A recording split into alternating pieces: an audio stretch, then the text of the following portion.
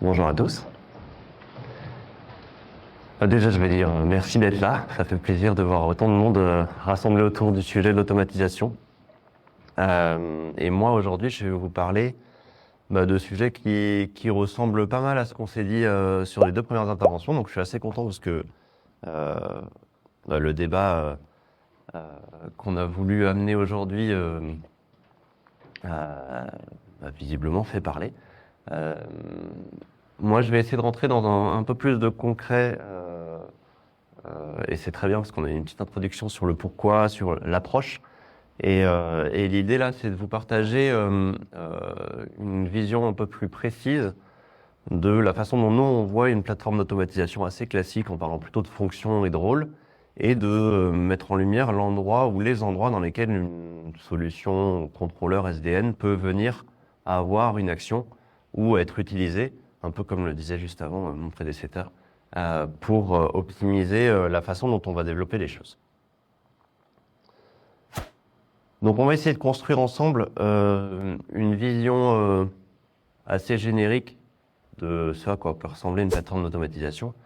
Mais avant ça, faut savoir ce qu'on veut automatiser. Donc le rappel, c'est quand même qu'on veut automatiser de l'infrastructure, c'est notre domaine, principalement du réseau, mais pourquoi pas d'autres choses quand on parle un peu de transversalité. Donc ça peut être plein de constructeurs différents. Effectivement, dans un réseau, c'est compliqué d'avoir un monoconstructeur. Donc on a plutôt tendance à avoir une approche globale.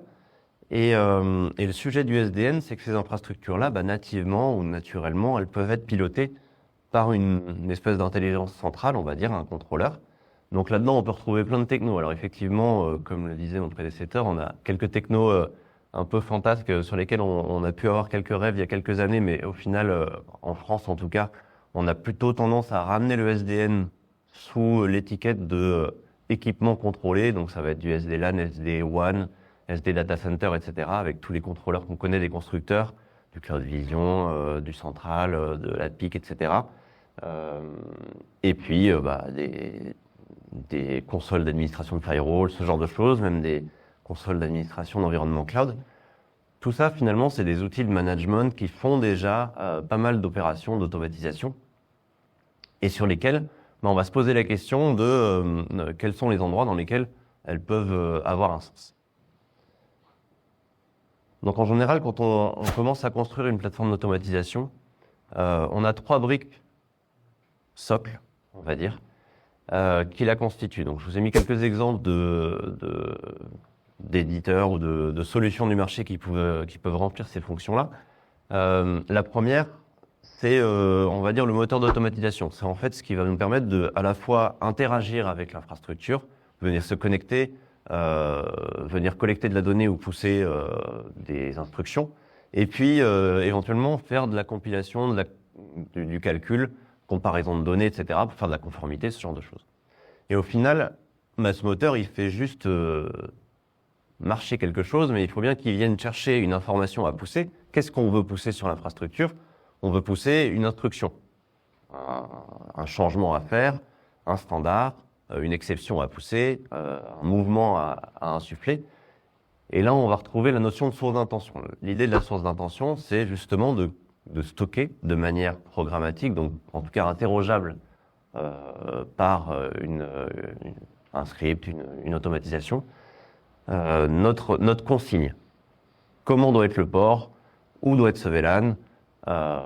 Quel est le design attendu? Donc là, c'est la partie plutôt intention.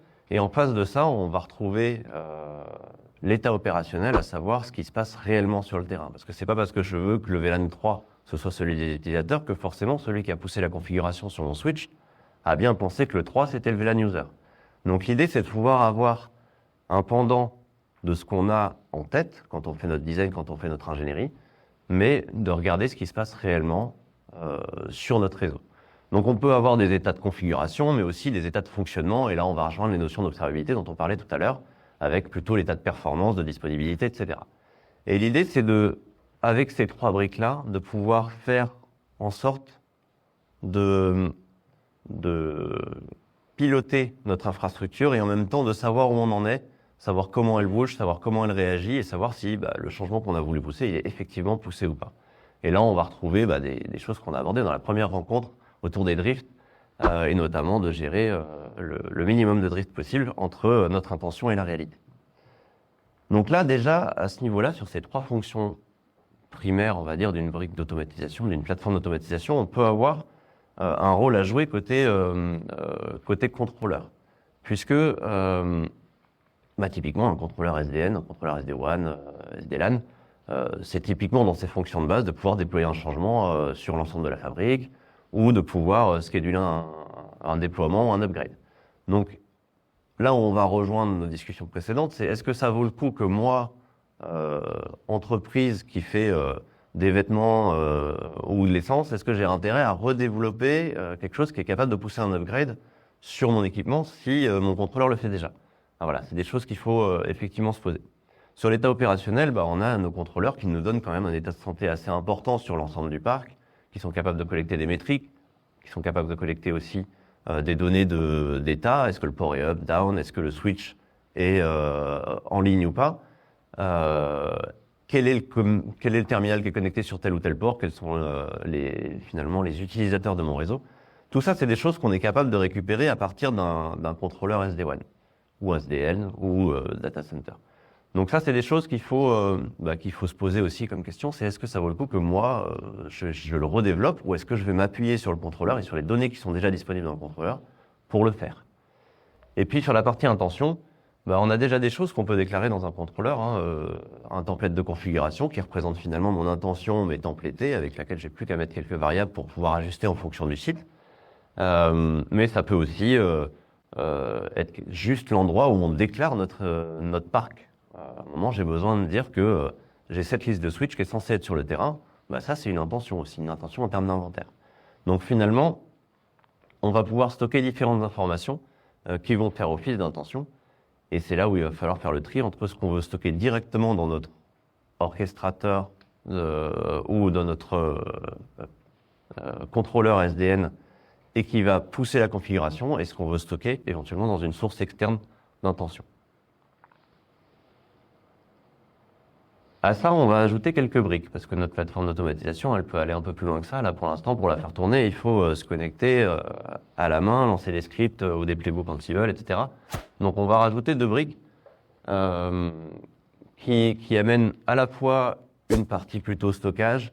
Donc, on appelle ça un dépôt. On va dire que ça nous permet à la fois de stocker notre code pour le versionner, collaborer dessus, mais aussi de stocker, pourquoi pas, des configurations, des sauvegardes de conf qui sont historisées aussi, pourquoi pas des rapports que je sors journalièrement avec est-ce que je suis conforme, pas conforme, pour poursuivre dans le temps.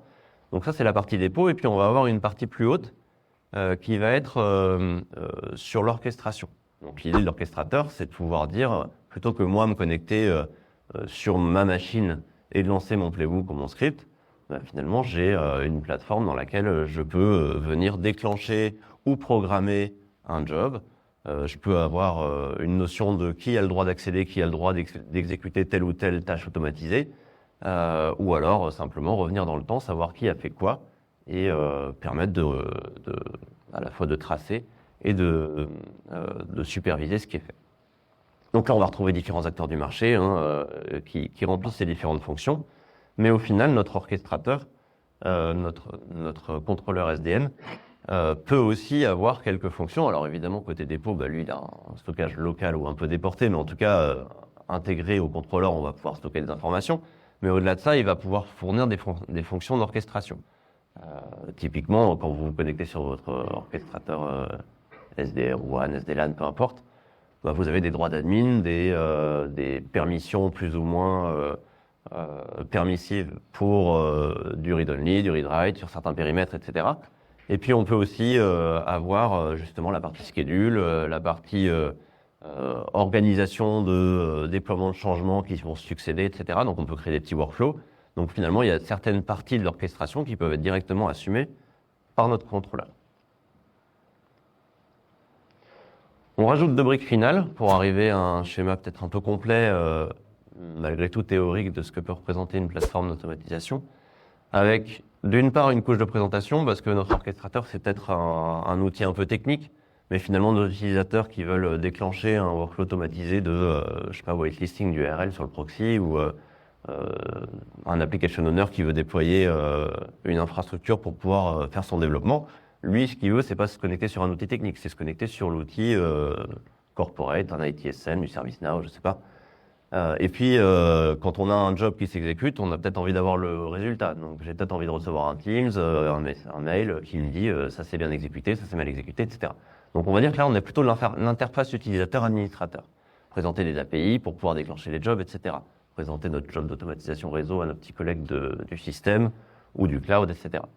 Et puis, on a des fonctions de sécurité. Alors, j'appelle pas vraiment ça des briques parce que même si pour gérer les secrets, par exemple, on peut retrouver ce dont on parlait tout à l'heure, des gestionnaires de secrets ou des vaults, donc du CyberArk, etc.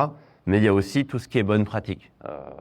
Quand on a une plateforme d'automatisation, quand on met en place de l'automatisation, il faut s'assurer qu'on respecte des bonnes pratiques de développement. On en parlait tout à l'heure pour sécuriser notre code, mais aussi la façon dont on va déployer les changements, etc. Et au final, dans toutes ces fonctions-là, on va retrouver aussi des rôles que peuvent assumer notre contrôleur SDN. En termes de présentation, lui, c'est ce qu'on disait tout à l'heure, un contrôleur SDN, en général, il présente des API pour pouvoir être lui-même appelé, automatisé.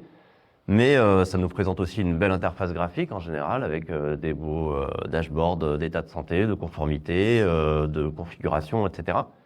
Et puis, en termes de sécu, déjà, ça chiffre le trafic qu'il y a entre le contrôleur et les équipements qui sont contrôlés.